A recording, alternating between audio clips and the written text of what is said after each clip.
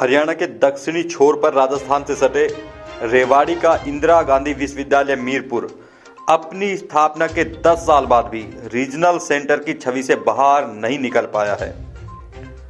आधारभूत ढांचे की बात करें या फिर शैक्षणिक माहौल की, आज भी विश्वविद्यालय संघर्ष करता हुआ दिखाई देता है।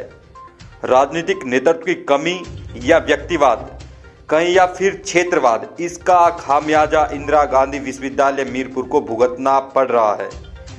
बीते 10 साल की बात करें तो अनेक कुल सचिव, कुलपति यहां पर जिम्मेदारी संभाल चुके हैं, लेकिन अधिकतर का कार्यकाल रोहतक व रेवाड़ी के बीच ही झूलता नजर आया।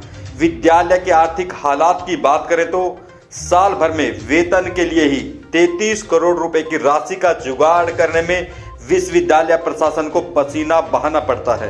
वहीं स्थायी शिक्षकों से लेकर गैर शैक्षणिक स्टाफ की कमी भी शैक्षणिक माहौल बनने में बड़ा रोड़ा है।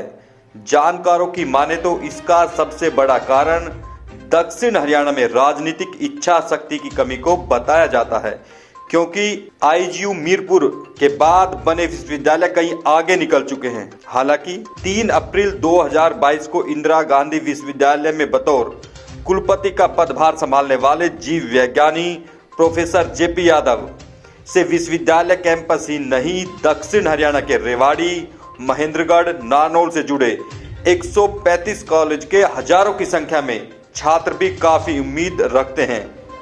जानकारी के मुताबिक विश्वविद्यालय की दशा व दिशा सुधारने के लिए करीब 749 करोड़ रुपए की जरूरत है। इसके अलावा तमाम पदों को भरने की जरूरत भी लंबे समय से महसूस की जा रही है।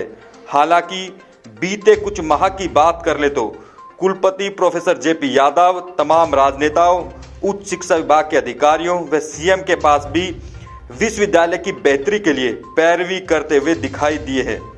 इसी का परिणाम है कि विश्वविद्यालय को एक बड़ी राशि मिलने के साथ ही नौकरियों का पिटारा भी खुलने की आस दिखाई दे रही है। तमाम मसलों को लेकर हमने इंदिरा गांधी विश्वविद्यालय मीरपुर के कुलपति प्रोफेसर जेपी यादव से बात की। अब उन्हीं से जानते हैं आखिर किस तरह से विश्वविद्यालय अपनी छवि बदल पाएगा और कब किन पदों पर भर्तियां निकलेगी, इनको कब पूरा किया जाएगा।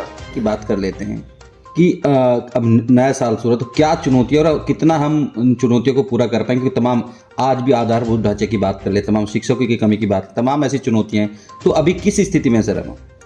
जहाँ तक बात है शिक्षकों की कमी की, 82 पोस्ट हमारे पास आई हैं जो professor, associate professor, assistant professor की है।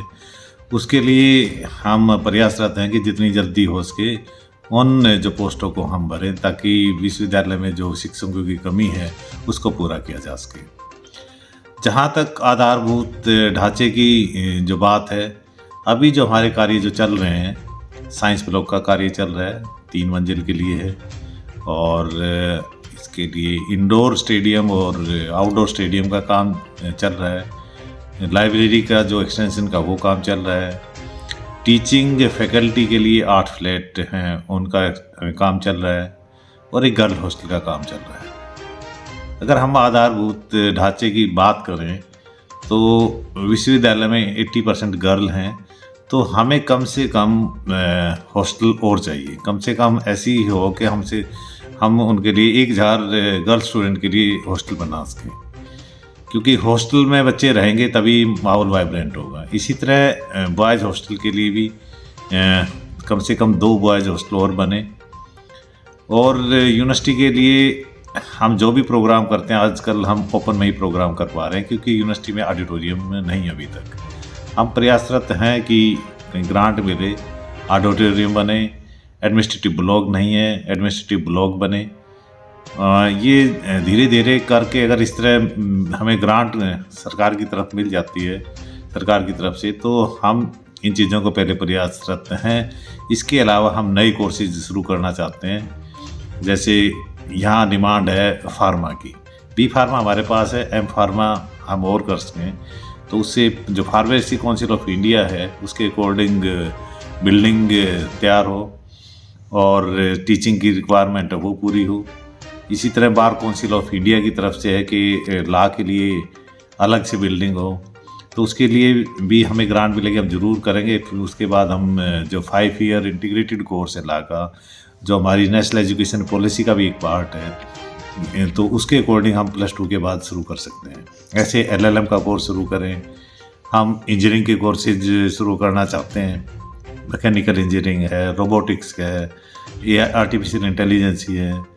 तो जैसे जैसे आधारभूत ढांचा विकसित होगा, हम ये नए कोर्सेज इस तरह के जो भी स्किल बेस्ड कोर्स हैं उनको हम करना चाहेंगे। सर, विश्वविद्यालय को काफ़ी समय हो गया बने हुए, एक जो कल्चर होता है रिसर्च की बात कर लें तमाम, वो कब तक डेवलप हो पाएगा बाकी यूनिवर्सिटी के मुकाबले? जो MDU की बात करें, KU की बात कर लें, उसको लेकर क्या प्रयास किए जा रहे हैं सर? उसके लिए प्रयास ये करना कि रिसर्च स्कॉलर जितने भी आए वो रेगुलर डिपार्टमेंट में अटेंड करें, और जो अपना जो रिसर्च प्रपोजल है उसको अच्छी तरह बनाएं, ताकि उसमें इस रिसर्च प्रपोजल बनाते समय ये भी देखें कि उसमें पेटेंट भी हो सकता है कि नहीं।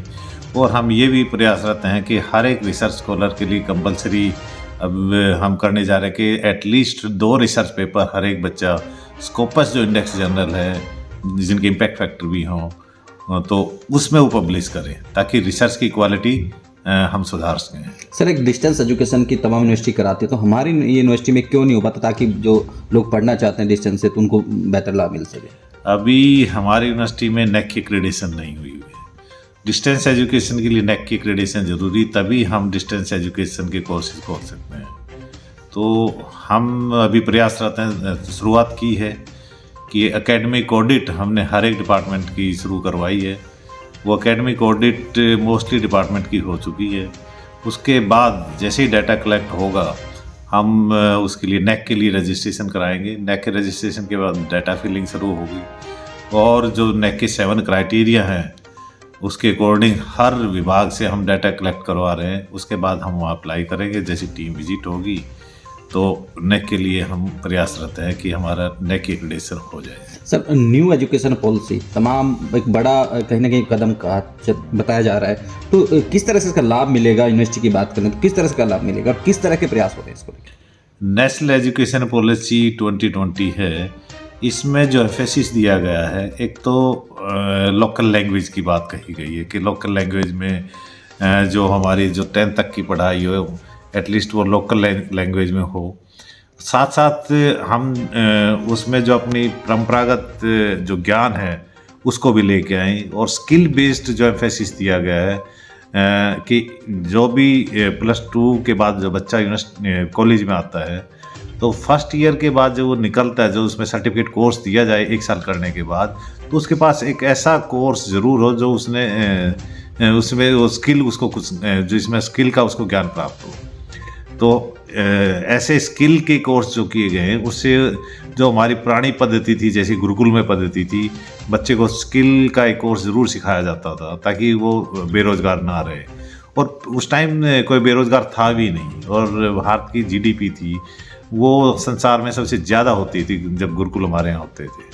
तो उस तरह का जो एम्फेसिस दिया गया है इसमें कि स्किल बेस्ड एजुकेशन हो, हमारी ट्रेडिशनल नॉलेज हो, और जो संस्कृत भाषा में जो हमारे ग्रंथ लिखे गए हैं उससे भी हम अपनी जो पुराने ज़माने की जो ट्रेडिशनल बातें थी जिसमें हमारे वेद लिखे गए हैं, तो उससे भी हम ज्ञान लेके और उसको प्रूव करके हम आगे बढ़ सकें।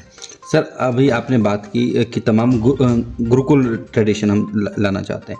दक्षिण हरियाणा में IGU एक बड़ा, क्योंकि यहाँ पे किसान या सैनिक या फिर इंडस्ट्री की बात करें, क्या IGU भी कुछ इस तरह का कोई प्रोग्राम चलाने की प्रयास कर रहा है कि ताकि यहाँ के किसान जो फैमिली है मोस्टली, या फिर सैनिक परिवार से जुड़े लोग होते हैं, फिर इंडस्ट्री है यहाँ पे आसपास, तो उसको लेकर कुछ उनको लाभ मिल सके? हम इसमें ये प्रयास करेंगे, जैसे अभी तो UG के लिए हम नेशनल एजुकेशन पॉलिसी के हिसाब से करेंगे, फिर PG में हम जो स्किल बेस्ड कोर्स करेंगे उसके साथ हम ये चाहते हैं कि जो हम अपने सिलेबस बनाएंगे उसमें ऐसा बनाएंगे कि उसके साथ इंडस्ट्री के साथ एक इंटर्नशिप दें हम।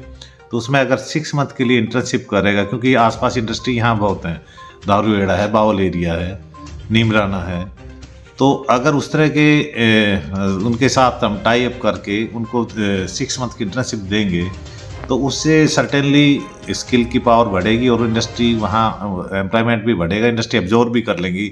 जो बच्चे एक्स्ट्रा ऑर्डिनरी होंगे या जो बच्चे मेहनत करेंगे वो ज़रूर उनको फ़ायदा मिलेगा।